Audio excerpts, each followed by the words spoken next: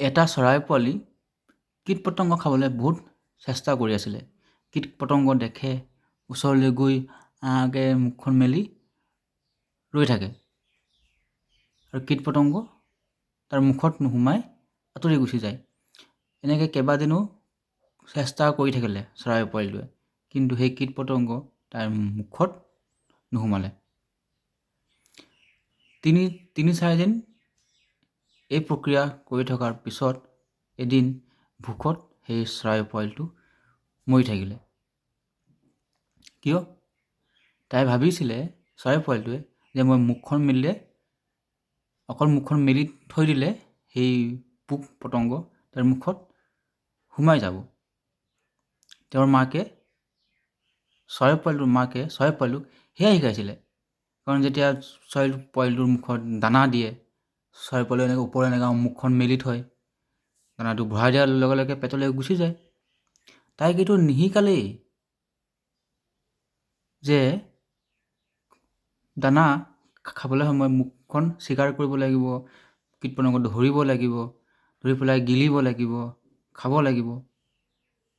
তাই অকল মুখখন মেলি দিয়ে, ভৰাই দিয়ে, পেটলৈ গুচি যায়।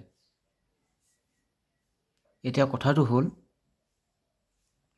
আমি আমাৰ ল'ৰা ছোৱালীবোৰকো চৰাই পোৱালি বনালে নহ'ব।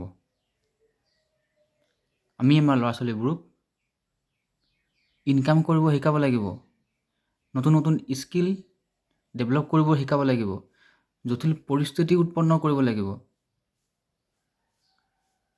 নহ'লে সেই চৰাই পোৱালিটোৰ নিচিনা হ'ব, অকল মুখ মেলি থাকিব, দানা আহিব।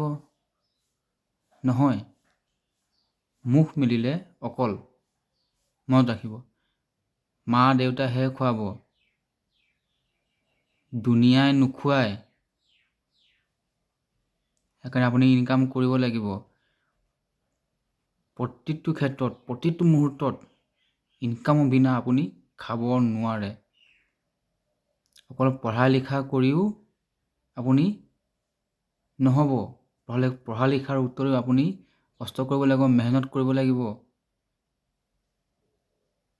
যেনেকৈ চৰাই পোৱালিটোৰ নিচিনা আপোনাৰ ল'ৰা ছোৱালীক আপুনি যাতে নবনায়।